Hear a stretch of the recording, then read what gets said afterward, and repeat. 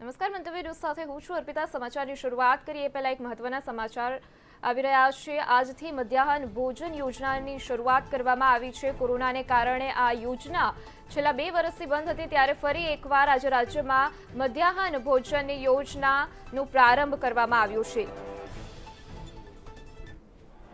એમાં મોટો ફરક છે। પેપર લેવાણાને 3 દિવસ થાય, પછી આજે કોઈ ઊભા થાય કે સીલ આવું હતું, સીલ તેવું હતું। મારા આપના માધ્યમથી રાજ્યની જનતાને ને યુવાનોને કહેવું છે કે આવા, હું એક શબ્દ વાપરતો નથી, આવા લોકોને ઓળખી લેવા જોઈએ, એની વ્યવસ્થા સમજી લેવી જોઈએ। એ સીલબંધ કવર ખુલે છે ત્યારે તકેદારી આયોગના અધિકારી, કલેક્ટર, ડીએસપી, ત્યાંના વહીવટી અધિકારીઓની હાજરીમાં આ સીલ ખુલે છે। આ સીલ રાજકોટમાં એ પ્રમાણે જ ખુલ્યું છે। આ તમામ સીસીટીવી ફૂટેજ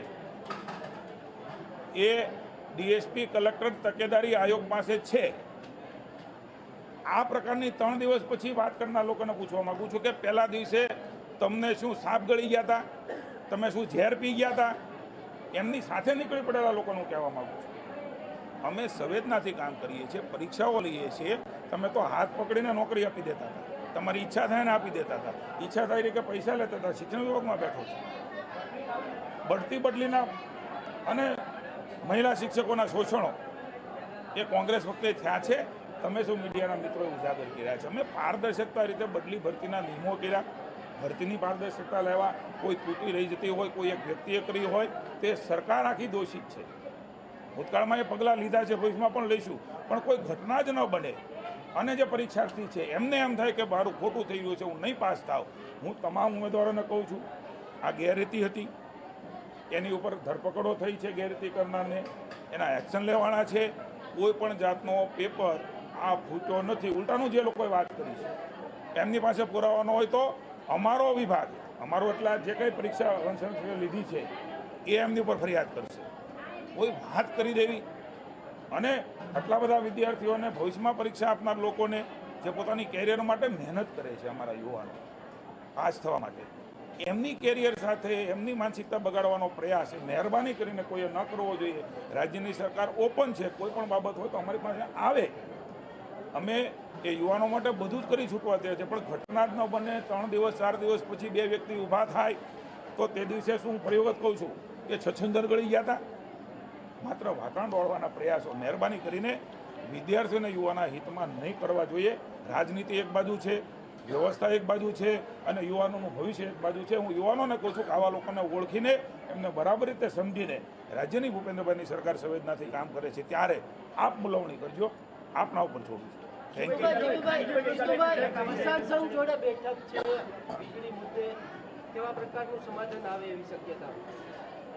કૃષિ મંત્રી ભાઈ શ્રી રાઘવજીભાઈ, ભાઈ શ્રી કનુભાઈ દેસાઈ, વીજ મંત્રી, અને સરકારે મને પણ એ કમિટીમાં જવાબદારી આપી છે। ત્યારે 2 વાગે કિસાન સંઘના આગેવાનો સાથે મેં અગાઉ પણ કહ્યું છે કે ખેડૂતોના પ્રશ્ને રાજ્યની સરકાર કાયમ સંવેદનશીલ છે।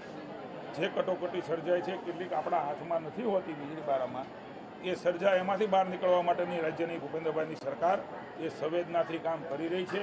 ખેડૂતોના હિત માટે નરેન્દ્રભાઈ અને રાજ્યની સરકારે અનેક કામો કર્યા છે। આજે પણ જે સ્થિતિ છે, સ્થિતિમાંથી પરચેસ કરવી પડે તો પણ એ મળવી જોઈએ। મહત્ત્વનું છે વીજળી મળવી જોઈએ, કારણ કે એ સપ્લાય અને ડિમાન્ડ આપણે જાણીએ છીએ, તે દિવસે વાત કરી કે કંપની કરી રહી છે સમગ્ર દેશની અંદર। એવા વખતે વધારે ભાવથી પણ વીજળી ખરીદવા માટે રાજ્યની સરકાર કટિબદ્ધ છે અને ખેડૂતોને પાકને નુકસાન ન થાય, પણ ખેડૂતોને ઉશ્કેરવાનું કામ ખેડૂતોને પણ વિનંતી કરું છું, રાજ્યની સરકારને આપણા ખેતરે વીજળી ન પહોંચે એનાથી સરકારને શું ફાયદો થવાનો, અમને શું ફાયદો થવાનો? અમે આપણું ગ્રામીણ ક્ષેત્રને ખેડૂતો આગળ આવે એના માટે અનેક નિર્ણયો કર્યા છે, ત્યારે આવી બાબત ક્યારેય કોઈ રાજ્ય સરકાર ઇરાદાપૂર્વક કરે નહીં। અમે તો કમસે કમ ન જ કરીએ, પણ ઉશ્કેરણી કરે છે એમને પણ સમજવું જોઈએ। ખેડૂતોને પણ વિનંતી છે, આવો અમને તમે કહો, અમારાથી જે થઈ શકે અમે કરી રહ્યા છીએ અને ખૂબ ઝડપથી પૂર્વવત થાય એ પ્રકારના પ્રયાસો એ અમે વીજળી મેળવવા માટેના આજની કમિટીમાં પણ ચર્ચા કરીશું અને સતત કનુભાઈએ ચિંતા કરીને કરી રહ્યા છે। પણ સમયને પરિસ્થિતિને પણ આપણે સમજીએ, એમના ખેતરમાં પાણી મળે એના માટે રાજ્યની સરકાર કટિબદ્ધતાથી કામ કરશે. Thank you.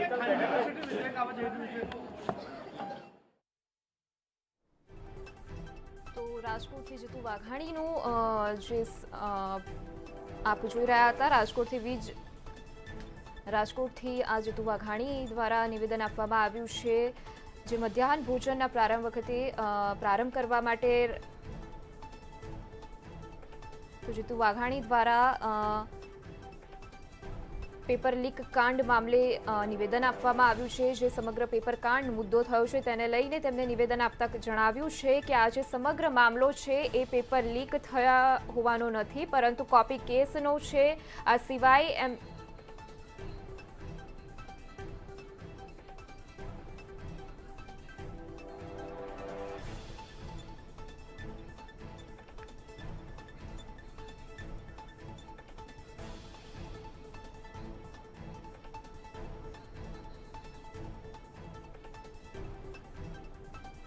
તો શિક્ષણ મંત્રી જીતુ વાઘાણીનું નિવેદન સામે આવી રહ્યું છે. ખેડૂતો મુદ્દે તેમજ પેપર લીક કાંડ મામલે જીતુ વાઘાણી દ્વારા નિવેદન આપવામાં આવ્યું છે. તેમને ખેડૂતને જે વીજ પુરવઠો મળતો નથી તેને લઈને પણ તેમને નિવેદન આપતા જણાવ્યું છે કે સરકાર ખેડૂતોના હિત માટે કામ કરી જ રહી છે.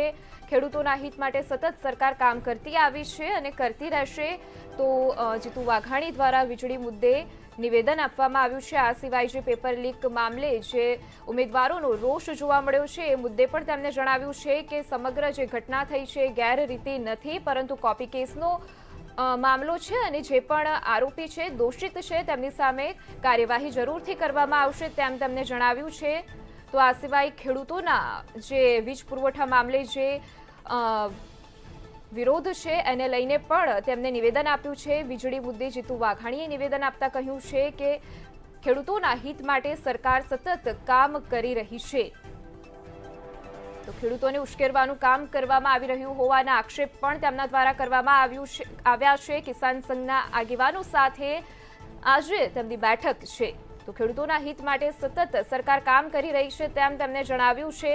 આ સિવાય પેપર લીક કાંડ મામલે પણ જીતુ વાઘાણી દ્વારા નિવેદન આપવામાં આવ્યું છે. પેપર કાંડને લઈને ઠેર ઠેર રાજ્યમાં રોષની લાગણી જોવા મળી રહી છે. ત્યારે જીતુ વાઘાણી દ્વારા જણાવવામાં આવ્યું છે કે પેપર ફૂટ્યું નથી, કોઈ ગેરરીતિ નથી, પરંતુ કોપી કેસનો આ સમગ્ર મામલો છે, જેને લઈને જે પણ દોષિત કે આરોપી છે તેની સામે જરૂરી કાર્યવાહી કરવામાં આવશે. વનરક્ષક પેપર ફૂટ્યું નથી તેમ જીતુ વાઘાણી દ્વારા નિવેદન આપવામાં આવ્યું છે અને કોપી કેસનો મામલો છે, જેથી જે પણ દોષિત કે આરોપી છે તેની સામે જરૂરી કાર્યવાહી કરવામાં આવશે.